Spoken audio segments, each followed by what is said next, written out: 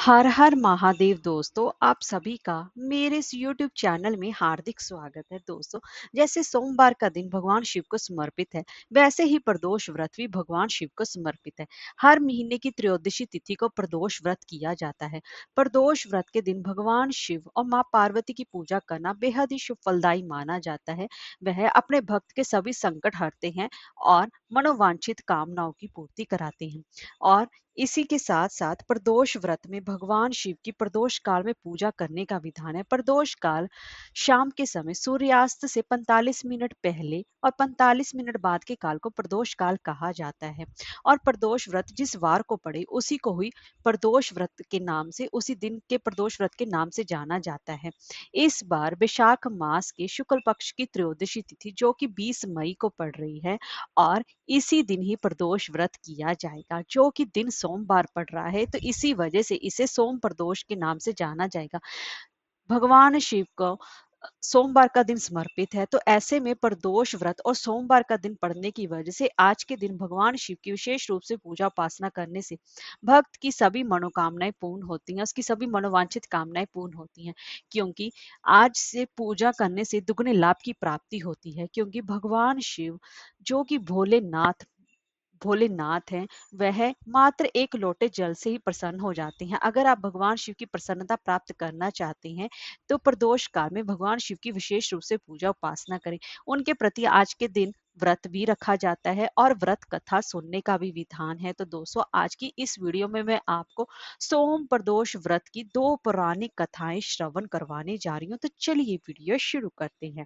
दोस्तों, अगर आपको हमारी ये वीडियो अच्छी लगी हो तो लाइक, शेयर और सब्सक्राइब करना ना भूलें और कमेंट बॉक्स में हर हर महादेव अवश्य लिखिए। तो चलिए वीडियो शुरू करते हैं। सबसे पहले जान लेते हैं कि प्रदोष काल की पूजा का शुभ मुहूर्त क्या रहेगा। 20 तारीख को प्रदोष काल की पूजा का शुभ मुहूर्त रहेगा शाम के 6:30 से लेकर रात के 8:30 तक रहेगा। उस दौरान आपको भगवान शिव की विशेष रूप से पूजा उपासना करनी चाहिए और उनकी व्रत कथा का रसपान करना चाहिए। तो चलिए उनकी व्रत कथा का रसपान करते हैं। एक नगर में एक ब्राह्मणी रहती थी। उसके पति का स्वर्गवास हो गया था। उसका अब कोई भी आश्रयदाता नहीं था, इसलिए प्रातः होते ही वह अपने पुत्र के साथ भीख मांगने निकल पड़ती थी। अब भिक्षा से ही वो स्वयं का और खुद अपने पुत्र का वो पेट पालती थी। एक दिन ब्राह्मणी घर लौट रही थी तो उसे एक लड़का घायल अवस्था में कराहता हुआ मिला। ब्राह्मणी दयावश उसे अपने घर ले आई। वह लड़का विदर्भ का राजकुमार था। शत्रु सैनिकों ने उसके राज्य पर आक्रमण कर उसके पिता को बंदी बना लिया था और राज्य पर नियंत्रण कर लिया था। इसीलिए वो मारा मारा फिर रहा था। राजकुमार ब्राह्मण पुत्र के साथ ब्राह्मणी के घर पर रहने लगा। एक दिन अंशुमति नामक एक गंधर्व कन्या ने राजकुमार को देखा, वो उस पर मोहित हो गई। अगले दिन अंशुमति अपने माता पिता को राजकुमार से मिलाने लाई। उन्हें भी राजकुमार भाग गया। कुछ दिनों के बाद अंशुमति के माता पिता को भगवान शिव ने स्वप्न में आकर आदेश दिया कि राजकुमार और अंशुमति का विवाह करा दिया जाए। उन्होंने वैसा ही किया। ब्राह्मणी प्रदोष व्रत करती थी। उसके व्रत के प्रभाव और गंधर्व राज की सेना की सहायता से राजकुमार ने विदर्भ से शत्रुओं को खदेड़ दिया और पिता के राज्य को पुनः प्राप्त कर आनंद पूर्वक रहने लगा। राजकुमार ने ब्राह्मण पुत्र को अपना प्रधानमंत्री बनाया। ब्राह्मणी के प्रदोष व्रत के महात्म से जैसे राजकुमार ब्राह्मण पुत्र के दिन भरे, वैसे ही हे शंकर भगवान अपने सभी भक्तों के दिन फेरना, कहानी कहने वाले और सुनने वालों की सभी की मनोकामनाओं को पूर्ण करना। तो दोस्तों, अब मैं आपको दूसरी पौराणिक कथा श्रवण करवा रही हूँ। किसी नगर में एक धनी व्यापारी रहता था। दूर दूर तक उसका व्यापार फैला हुआ था। सभी लोग उस व्यापारी का सम्मान करते थे।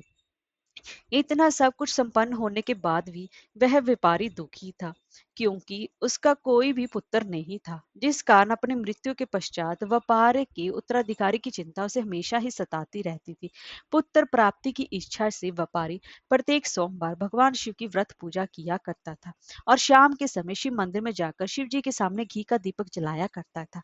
उसकी भक्ति देखकर माँ पार्वती प्रसन्न हो गई और भगवान शिव से उस व्यापारी की मनोकामना पूर्ण करने का निवेदन करने लगे। तब भगवान शिव बोले कि संसार में सबको उसके कर्म के अनुसार स्वीकार्य फल की प्राप्ति होती है। जो प्राणी जैसा कर्म करता है उन्हें वैसे ही फल की प्राप्ति होती है। शिव जी द्वारा समझाने के बावजूद भी माँ पार्वती नहीं मानी और उस व्यापारी की मनोकामना पूर्ति हेतु वह शिव जी से बार बार अनुरोध करती रही। अंततः माता के आग्रह को देकर भगवान भोलेनाथ को उस व्यापारी को पुत्र प्राप्ति का वरदान देना ही पड़ा।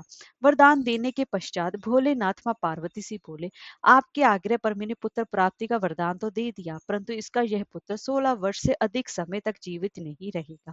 उसी रात भगवान शिव उस व्यापारी के स्वप्न में आए और उसे पुत्र प्राप्ति का वरदान दिया और उसके पुत्र के 16 वर्ष तक जीवित रहने की बात भी बताई। भगवान ने के वरदान से व्यापारी को खुशी तो हुई, लेकिन पुत्र की अल्पायु की चिंता ने उसे खुशी को नष्ट कर दिया। व्यापारी पहले की तरह ही सोमवार के दिन भगवान शिव का विधिवत व्रत करता रहा। कुछ महीनों के बाद उसके घर एक अति सुंदर बालक ने जन्म लिया और घर में खुशियां ही खुशियां भर गई। बहुत धूमधाम से पुत्र जन्म का समारोह मनाया गया, परंतु व्यापारी को पुत्र जन्म की अधिक खुशी नहीं हुई, क्योंकि उसे पुत्र की अल्प आयु के रहस्य का पता था। जब पुत्र 12 वर्ष का हुआ तो व्यापारी ने उसे उसके मामा के साथ पढ़ने के लिए वाराणसी भेज दिया। लड़का अपने मामा के साथ शिक्षा प्राप्ति हेतु चल दिया। रास्ते में जहां भी मामा भांजे विश्राम हेतु रुकते वहीं यज्ञ करते और ब्राह्मणों को भोजन कराते। लंबी यात्रा के बाद मामा भांजे एक नगर में पहुंचे। उस दिन नगर के राजा की कन्या का विवाह था, जिस कारण कि पूरे नगर को सजाया गया था। निश्चित समय पर बारात आ गई, लेकिन वर का पिता अपने बेटे के एक आंख से काने होने के कारण बहुत ही ज्यादा चिंतित था। उसे भय था कि इस बात का पता चलने पर कहीं राजा विवाह से इनकार ना कर दे, इससे उसकी बदनामी भी होगी। जब वर के पिता ने व्यापारी के पुत्र को देखा तो उसके दिमाग में एक विचार आया। उसने सोचा, क्यों ना इस लड़के को दूल्हा बनाकर राजकुमारी से विवाह करा दूं। विवाह के बाद इसको धन देकर विदा कर दूंगा और राजकुमारी को अपने नगर ले जाऊंगा। वर के पिता ने लड़के के मामा से इस संबंध में बात कही। मामा ने धन मिलने के लालच में वर के पिता की बात स्वीकार कर ली। लड़के को दूल्हे का वस्त्र पहनाकर राजकुमारी से विवाह कर दिया गया। राजा ने बहुत सारा धन देकर राजकुमारी को विदा किया। शादी के बाद लड़का जब राजकुमारी के साथ लौट रहा था तो वह सच नहीं छिपा सका और उसने राजकुमारी की ओढ़नी पर लिख दिया कि राजकुमारी, तुम्हारा विवाह तो मेरे साथ हुआ था। मैं तो वाराणसी पढ़ने के लिए जा रहा हूँ और अब तुम्हें जिस कि नवयुवक की पत्नी बनना पड़ेगा, वह एक आंख से काना है। जब राजकुमारी ने अपनी ओढ़नी यानी कि चुन्नी पर लिखा हुआ पढ़ा तो उसने काने लड़के के साथ जाने से इनकार कर दिया। राजा को ये सब बातें जब पता चली तो उसने राजकुमारी को महल में ही रख लिया। उधर लड़का अपने मामा के साथ वाराणसी पहुंच गया और गुरुकुल में पढ़ना शुरू कर दिया। जब उसकी आयु 16 वर्ष की हुई तो उसने यज्ञ किया। यज्ञ की समाप्ति पर ब्राह्मणों को भोजन कराया, खूब अन्न वस्त्र दान दिए। रात को वह अपने शयन कक्ष में सो गया। शिव के वरदान के अनुसार शयन अवस्था में उसके प्राण पखेरु उड़ गए। सूर्योदय पर मामा मृत भांजे को देखकर रोने पीटने लगा। आसपास के लोग भी कत्तर होकर दुख प्रकट करने लगे। लड़के के मामा के रोने विलाप करके स्वर समीप से गुजरते हुए भगवान शिव और माँ पार्वती ने भी सुने। माता पार्वती ने भगवान शिव से कहा कि हे प्राणनाथ, मुझे इसके रोने के स्वर सहन नहीं हो रहे हैं। आप इस व्यक्ति के कष्ट को अवश्य ही दूर करें। भगवान शिव ने माता पार्वती के साथ अदृश्य रूप में समीप जाकर देखा तो भोलेनाथ माता पार्वती से बोले, यह तो उसी व्यापारी का पुत्र है जिसे मैंने 16 वर्ष की आयु का वरदान दिया था। इसकी आयु अब पूरी हो गई है। माँ पार्वती ने फिर भगवान शिव से निवेदन कर उस बालक को जीवन दान देने का आग्रह किया। माता पार्वती के आग्रह करने पर भगवान शिव ने उस लड़के को जीवित होने का वरदान दिया और कुछ ही पल में वह लड़का जीवित होकर बैठ गया। शिक्षा समाप्त करके लड़का मामा के साथ अपने नगर की ओर चल दिया। दोनों चलते हुए उसी नगर में पहुंचे जहां उसका विवाह हुआ था। उस नगर में भी यज्ञ का आयोजन किया हुआ था। समीप से गुजरते हुए नगर के राजा ने यज्ञ का आयोजन देखा और उसने तुरंत ही लड़के और उसके मामा को पहचान लिया। यज्ञ के समाप्त होने पर राजा मामा और लड़के को महल में ले गया और कुछ दिन उन्हें महल में रखकर बहुत सा धन वस्त्र आदि देकर राजकुमारी के साथ विदा कर दिया। इधर भूखे प्यासे रहकर व्यापारी और उसकी पत्नी बेटे की प्रतीक्षा कर रही थी। उन्होंने प्रतिज्ञा कर रखी थी कि यदि उन्हें अपने बेटे की मृत्यु का समाचार मिला तो दोनों ही अपने प्राण त्याग देंगे। परंतु जैसे ही उन्होंने बेटे के जीवित वापस आने का लौटने का समाचार सुना तो वे बहुत ही ज्यादा प्रसन्न हुए। वह और वह और उसकी पत्नी मित्रों के साथ नगर के वह द्वार पर पहुंचा। अपने बेटे के विवाह का समाचार सुनकर पुत्र वधु राजकुमारी को देखकर उसकी खुशी का कोई भी ठिकाना न रहा। उसी रात भगवान शिव ने व्यापारी के स्वप्न में आकर कहा कि हे श्रेष्ठी, मैंने तेरे सोमवार के व्रत कथा सुनने से प्रसन्न होकर तेरे पुत्र को लंबी आयु प्रदान की है। पुत्र की लंबी आयु जानकर व्यापारी बहुत ही ज्यादा प्रसन्न हुआ। शिव भक्त होने तथा सोमवार का व्रत करने से व्यापारी की सभी कामनाएं पूर्ण हुई। इसी प्रकार से जो भी भक्त सोमवार की विधि व्रत व्रत करते हैं, व्रत कथा सुनते हैं, भगवान शिव उनकी सभी मनोकामनाएं अवश्य ही पूर्ण करते हैं।